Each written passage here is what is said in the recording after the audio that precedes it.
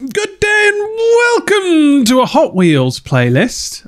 We're playing Hot Wheels Unleashed, which is a brand new game and it involves racing, much like GTA does. The same camera animation as GTA as well at the start.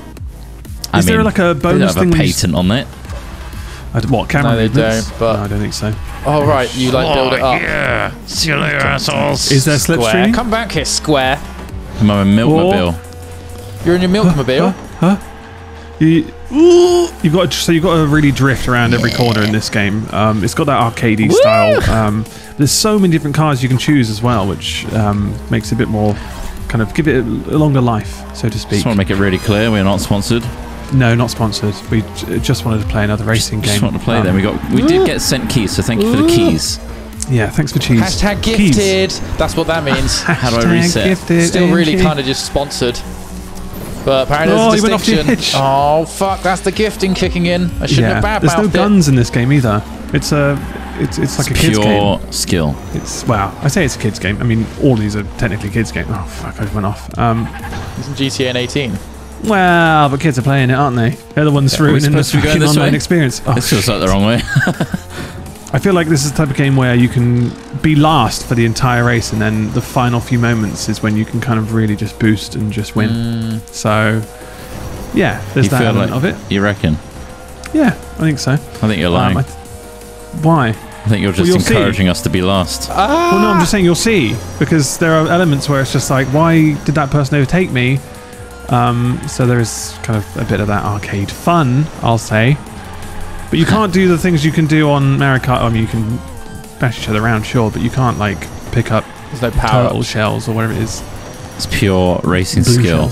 It's, wow, yeah. You just got to drift properly. I think that seems to be the thing that they've really hammered into this game. Get your drifts right, you're sorted. I got that one wrong, though. What now? Well, I don't know. You just won't have as many boosts. Ugh. The drifts basically give you boosts. It's not like what's the other one? Dirt Rally, is it? It doesn't have the same drifting feel, but it's kind of. That one's a little bit more simmy. Yeah, perhaps. A bit more to it. A little bit more. Let's say a little bit. But it's super satisfying when you get it right. I said it's a little bit of a different game. Jesus. He's not wrong. It is a different game. It's an entirely different title. But it's certainly no Dirt 5, that's for sure. It's that one died really quickly, unfortunately. Oh god, yeah. Really we had high hopes for that one. Yeah, I know. It's like, wow, it's got a track creator and it. Damn it. Yeah, and we're like, yeah. Didn't make it. Didn't make it work. Oh, you didn't make the jump.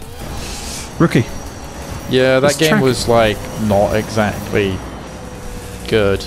It's a shame. No, well, it was just glitchy. Like the multiplayer was one of those. Yeah, it was just really. We can get into multiplayer immediately in this. The same like tactile feeling that Dirt 2 had. I don't know who it's meant to appeal to, but I would have gladly gone for a more arcadey version of Dirt 2.0 because that is, admittedly, I haven't played loads of that game. You know, I think it's good. I think it's really fun and satisfying to drift on, but there's not much to do in it apart from just race tracks.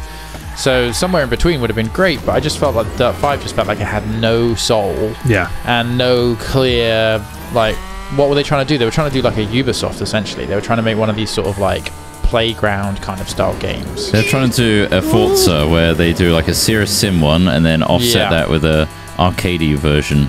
Yeah. And they failed. They failed me. They failed you. Failed Ross. I think we all mourned that game very quickly. The open world angle of Forza's more arcadey ones is what saves them. Like it's a bit like Need for Speed Underground 2 and stuff like that. The open world is enough to make arcade sim elements fun. But I just felt Dirt 5 just had set maps all the time. It was just like really boring little small maps that had all this crap. Like maybe in a year's time it'll be better and finished. You know, maybe. I'm getting the impression a lot of these games are rushed out now, and it's just like when you're playing them, they're a bit like, oh shit. This game, there's fingerprints on the side of these cars. That's pretty cool. The Instantly, detail, that's nice. We got a private match going, and it worked. And it worked, which is, if any developers are listening, that's exactly what you need to do. If you've implemented any kind of multiplayer, let it happen straight away. Because just have private games. How much is this game? I think it's £50. Oh my god. That can't be alright. No, I think it is. That's nuts, isn't it? That's fucking stupid. Kids game. It's like for kids. Alright, well. And it's basically the DLC is £25. There's already a DLC out and it's £25. I mean, that's nuts. Hot Wheels is a hot property in that sense. It's overpriced.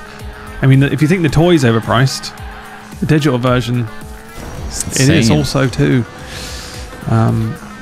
It's a blast, but that is... Imagine how kid mum can spend 50 quid on this. But then games are about that now. That's the thing. It's just fucking nuts. If you're going to add like boxes and stuff in the game as well, holy crap. Yeah, that's too much. Yeah. What do you reckon? 30? Tops? 30. I think 30 tops, and if I saw it, from what I've played so far, for 20, 25 quid, I'd be like, get it, you'll really enjoy it. Oh shit, I landed on the web. Like, you did too. It would be so far it's a buy for 20 quid. Put it on the wish list, everybody. If it ends up being really good and I keep on wanting to play it, then that increases. But £50, come on. Yeah. It's just a clone. It's like absurd. Mario Kart meets GTA. So Mario Kart, isn't that also like 50, 60 quid? Yeah, it's probably more because it's on a fucking Nintendo. Yeah, but I mean, Nintendo fans are like Apple fans, you know. I guess so, but it's just, well, you were stuck in, you're stuck with their system. All gaming fans like that, to be fair. Huh? Yeah, I mean, but then format, I mean, it's incredible that they can still sell the FIFA games every year. You know, it's simply based on the fact that if your mate gets the new one and you don't, then none of you can play together. You know, like. Yeah. I mean, I read somewhere that they were going to do basically just have one FIFA and then update it every year, and just have a subscription. That makes sense. That makes way more sense than just having to buy packs with again, like fantasy leagues and stuff. You could have like a FIFA football pass that gives you access to the game, everything. I mean, I'm sure all of this sounds. But I don't know how. It depends on their model, because obviously they're probably making fuck tons on just literally people buying packs in a game. Well, exactly. Which is just designed. But then D&D Beyond money is a really good case study of how it works and how much money you can make. Well, I think the same could happen in wrestling as well. You could have everything is part of like a pass. Same with NFL. Same with a lot of shit. You could have a huge WWE does have that. Has a network. Does have it already. Yeah. But you don't get the pay-per-view events. That sucks. Well, the actual real stuff, not the games then. The real stuff. About the games or the real thing. Well, the problem with games is at least FIFA. Yeah. There's incremental engine updates, right? Yeah. Whereas if you had a pass, it'd be difficult to achieve that on the same game engine. I guess so. I feel like they should use the same fucking engine for like 6 or 7 years, and then just update it. For a new, and it's and then absolutely. Bundle all those updates together. I'm not a developer, but it feels like that's what they do anyway. Oh man, totally avoided it. It's clearly very profitable to do it the way they're currently doing it. Yeah, and I mean, it's not just about development either. It's about having a company that can sustain that model. Like, so, you know, it's not just about how to make it. It's about having the bandwidth to be able to create a games as a service experience, like, which is what like most big AAA titles are essentially are now. Things like Destiny and things like that. They're all games as a service where you pay subscriptions. That's the big win. So essentially, you just pivot football games from having to buy the same 50 quid game with slight updates every year into a games as a service game. Saying that, I do believe it's on, is it EA Play now? So if you do have a subscription to that, I guess it is kind of in that sense. Yeah, so that's in kind a of way. form of that. Yeah. Wild skate at the skate park for 50 quid. You buy some actual Hot Wheels and go to an actual skate park. Yeah. Do you feel like is that as enjoyable? I mean, it's nice it's probably nice to collect them, but if you bought them now, skaters. What? Sitting on the top of like a vert ramp with your tiny Hot Wheels and just rolling it down there. You're putting little metal cars all over the bottom of the vert ramp. Yeah, and that would be annoying. Yes, you're right. That would be very annoying. What's that kid doing? Jesus Christ, there's a liability. If you land on one of those cars, you're fucked. Just get up one in the truck and just break his shoulder. Cool car though, bro. Nice one. Thanks, man. You're 33. You're here playing with Hot Wheels. Yeah, man. It's kind of like the a protest game is 50, at the price. £50. So I went out and bought some real Hot Wheels, and here I am at the skate park. You say protest or protest? It's a protest. Maybe we should do that as a video. What protesting? What other things you can get for £50 that aren't Hot Wheels Unleashed? So then we just suddenly discover how goddamn expensive actual Hot Wheels are. We're like, well, I got 5 cars because they were like a tenner each or some shit. Or probably way more. They're probably collectible ones, aren't they? Like really like exclusive limited edition bullshit. Yeah, my uncle actually collects spider webs, really old, rare micro like vehicles, like stuff like micro machines. I was going to say micro machines, but it's not. No, they're like actually they're not even Hot Wheels. They're a different brand again. There's like an older, more collectible brand that he's got a few of. There's actual car models and stuff. He gave me this really cool Stuka rocket launcher half track as a kid, and it was like, you know, like what a half track is. It was a half track that fired like these little missiles off the side. It was a real thing. It was really crazy. They used to fire these rockets off the side of these half tracks, but this one was like full metal and actually worked. It came with a little trailer, and in the trailer was the ammunition, the rockets for the launcher, and you loaded it into these little spring-loaded launchers on the side of this like Stuka thing, and it fired them out. It was so cool. It was from years ago. I don't fucking know where it is anymore, which makes me quite sad. But it was. Did we get pulled back, Trot? Sorry, yeah. I just realised now that we kind of just both got pulled back from the track. I'm not sure whether we went out of bounds or something. I hacked it. Oh, you're hacking from the back. Stop that. We're enjoying a race. This is like bloody, I don't know, Lando Norris and Hamilton. You missed a checkpoint. That's why. Did we? Oh. Fuck. Oh shit! Is that the finish line? No. Oh no, it's not. Fuck. That's only lap 1. Oh my god. Oh, it's laps. You see, I didn't get to choose this stuff. It's very kind of, it just sits you in the. Oh god, I went past the. No. Silly bitch. Sillybitch.com. Sign me up. You're already on there. I know. Yeah. No, I forgot my login details. I've got to relog. Oh, classic silly bitch. Yeah, silly. It's so silly bitch, though, isn't it? That's why they give you the option. It's pretty silly bitch. It doesn't say, have you forgotten your password? You log onto the website, it goes, you've forgotten your password. You've forgotten it. You sillybitch.com. Silly bitch. Welcome back to Silly. Can you use Face ID? You've got your finger over the camera. Welcome back. Does someone own sillybitch.com? I'm guessing it's got to be real. Like, I feel like every domain's been taken now. Yeah. Surely. If not, then someone in the audience. Do you? I just searched for it. It just comes up with a picture of your face, Ross. Was it really? Oh, yeah. Brilliant. Oh, I'm famous. You're famous. Yeah. Must have quite high traffic, sillybitch.com. Well, it appears to be just from one IP. Oh, it's just me, isn't it? It's just me. It's yours. It's me. Yeah. People don't go on websites anymore. No. That's true. Yeah. Unless it's in an app form. We're in a post-website world. It's because websites have become so fucking annoying. The pop-ups just to access it now has just become the most frustrating thing ever. Yeah, so definitely. Anything to avoid that. It's like, God, how many people have I given my consent to cookies for now?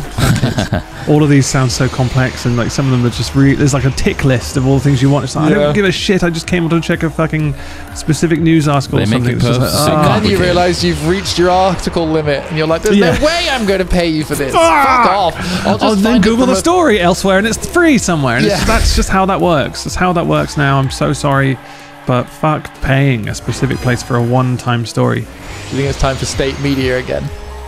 I think it's time to reintroduce a bit of propaganda into our lives. Oh yeah. Bring it back. We're already in it. Give it all. Yeah, well. Bring us more. But you mean state-run propaganda? Yeah. Did you see that video I retweeted today? Narrated by Stephen Fry. Right. It's basically trying to create measures to prevent mass disinformation. Right. How's that? Deleting Facebook. Yeah, that's a start. But what they're trying to do is create a essentially artificial intelligence which aggregates, pulls in different arguments, shows evidence for everything. Yeah. So imagine like an integration on your browser or whatever, where you can literally just click a paragraph and get it fact checked. Yeah. And bring up just loads of data and stuff around it. Which is, I think, pretty cool. But then who controls that tool? It's more of a case of if there's an option to avoid it, I'm sure the people who are really comfortable with the fake news will just still avoid it, you know? It's meant to show sources on everything. Right. And they're making it available to like news companies as well as consumers and stuff. So they can just do a quick check, you know, before they post a shitty article. But this is the thing, if it's still another click away, I still think that's it's down to the people. You can't change the way people prefer to use media in front of them, right? And people are lazy. Yeah. We know that. It's definitely an ongoing problem, but it's all about most of the video was about Rupert Murdoch and how he has his finger in like. Of course he does. His fingers. Basically everything. Dirty little pies. And dirty little pies. Dirty, stubby little old man fingers in everyone's pies. And billionaires and just controlling the narrative of millionaires who are the Fox News hosts and all that shit. Yeah. Yep. And that's just Pandora Papers or whatever it was that came out the other day, and it's just like, well, how much of that is ever going to change? Like, did it's going to get buried with the Panama Papers? Of course. It's all very well known about all this stuff, but what in the fuck can we do about it? You're not going to see that in the sun. Shit. But yeah, it sounds like at least something, a tool to try and combat misinformation. Oh shit, he's overtaken me. Anything to combat it was welcome, definitely.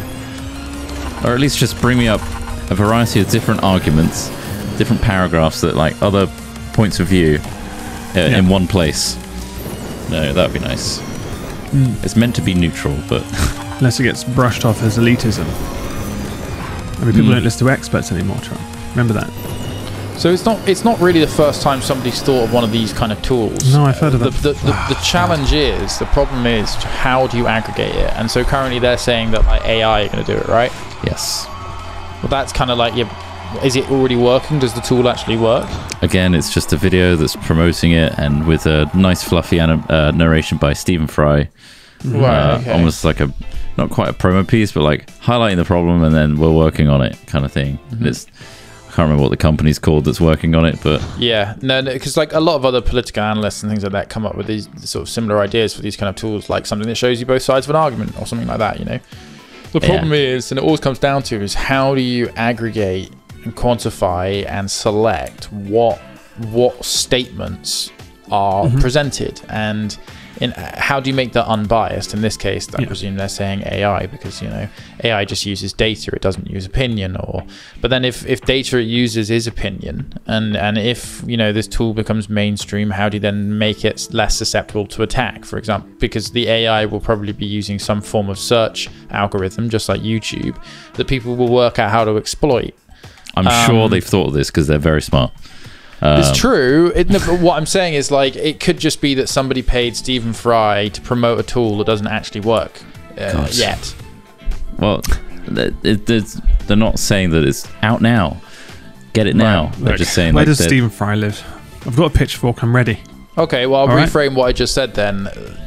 I think the idea of these tools is great. I think that the question remains how they serve it in a way that is unbiased, because you know, the idea of living how you want to live and your ideology to living, there is no right way of doing it. There are different approaches, and so that will always be the case. I think. I don't think that we're all going to go, this is the one way to live. So that's why you will never have factual truth of how to do something. I think. I mean, just want my 2 cents in it. I don't need to really tear it apart, but it's good to provide an alternative. But again, I think any sort of tool that can provide I agree. The tool in principle is a great idea. I remain skeptical because I think that the kind of insight and solutions that would provide are great, and I agree it'd be very good to have a tool like that. I guess I'm just saying that this isn't the first time I've heard of something like this and it not working because of the technological challenges behind presenting. Also, I feel there's a lot of people who don't even go past the headline, and they'll take that as that. That's it. That's all the information they need. Bam. They'll make a judgment based on that and then move on. So it's a big issue, but that's the idea as well, is to put this sort of technology in the hands of journalists. Well, obviously some journalists are paid off. Don't get me wrong, but which ones can you name them? Name names. Fox News is very easy. Right. Okay. Anyone with Rupert Murdoch essentially at the head of it is biased news. Everything's kind of biased to a degree anyway, but at least something informed would be better. But yeah, it's not, there's no perfect solution, there's no golden bullet to any of this, but I'm glad people are trying. I agree, Chris. Oh shit, just went straight silver bullet. No, I like golden bullet. Trump. See, this would be the paragraph, you know, I'd say that, and then you have some other opinions like, actually, it's a silver bullet.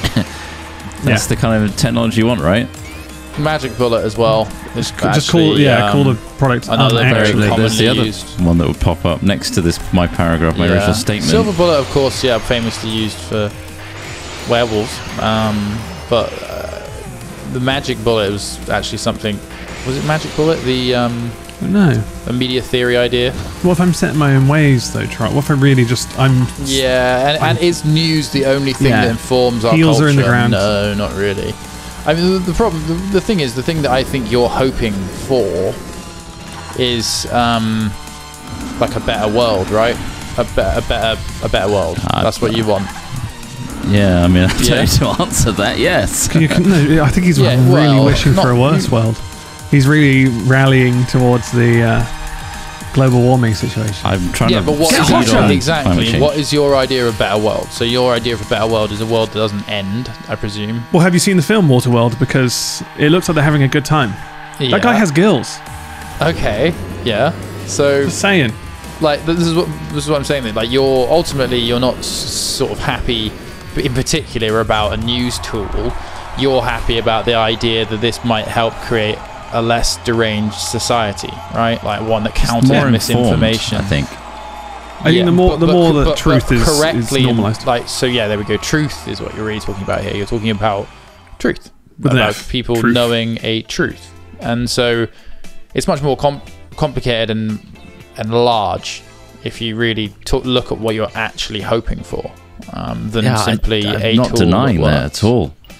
I'm not saying this, like I said, it's not the magic bullet. I'm not asking you to deny it. What I'm saying is like the kind of conversation that we need to have is like, well, what causes people to not want the kind of life that you're imagining? Like, what is it that apparently everybody else is missing or not seeing? It's all brought on by involuntary emotion. And as Rupert Murdoch knows, anger and hate is an easy thing to contaminate others with. Those clicks. And so it's to combat anger, ultimately. That's what drives people. And when that anger is reinforced and people actively seek their own narrative, right? They don't Google news to like find an unbiased opinion. They're looking for reinforcement of their own ideals. Yeah. Essentially. But I think most people think like that, right? Yeah, everybody does. Because you're hoping for reinforcement of your ideals because you feel like they are the best. Not necessarily. But what is it that you think? So you think that the news itself is causing the hate, or causing people to think in a certain way because it's easy to do in order to make money, because then they drive engagement, which is essentially money. We've seen that, right? We know that Rupert Murdoch is literally changing the narrative. But what is it that's making people want to hate? What is it that makes it like? What is it that makes people? Fuck me. I mean, I retweeted a video. It's quite primal, isn't it? Yeah. You retweeted a video, but like, really I'm just taking this to a more of an interesting depth, I suppose. Like, is it something? Do you think that instead of trying to treat the symptoms, we try and treat the cause and start to look at culturally how elements of our culture are maintained or perpetuated, that essentially means that we are going to be behaving in this way regardless of what we're told or choosing to behave.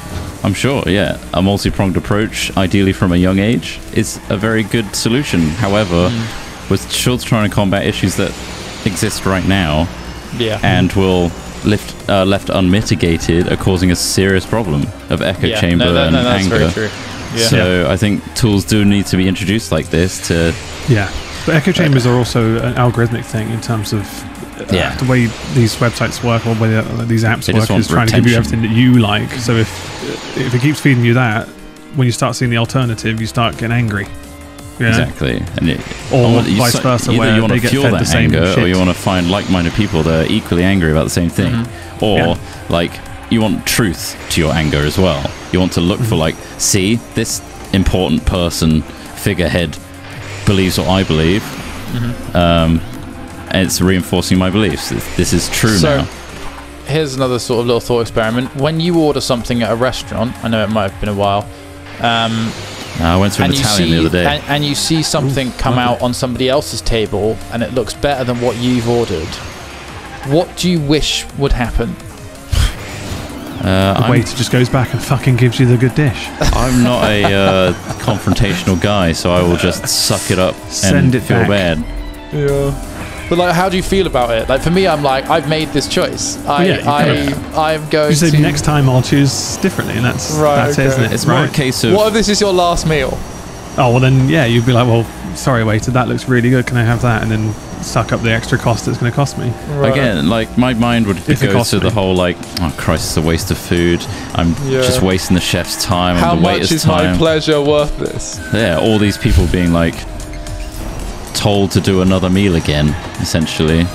But they get paid extra. They've had to stay on an extra hour, but that's good because they need the money. Staying on. So this is the last order as well. Is it weird that like it's like, you know, in these sort of jobs where it's like, yeah, I know, but like I know we've made them work an extra hour, but now they can afford this thing, and you're like, well, they've just wasted their time. What do you mean, just in terms of what's feeling guilty because they're serving or creating extra work? Yeah, creating work because they need it though. You know, like it's a bit. Yeah. It's an odd concept when you really think about it. You're like, some people, like say they're a very well-paid person. You're like, well, you either don't give a fuck because you're like, well, they're getting paid a shit ton. They can do, we can do what we like, or you're like, I don't know. You just like, well, they don't worry about it. But then when a person really needs the money, we're like, oh, they're gonna love it. They're gonna fucking lap this up, and you're like, well, it's kind of just sad that they need the money, not really that they're gonna love the work. Because we've had a few people. You're not.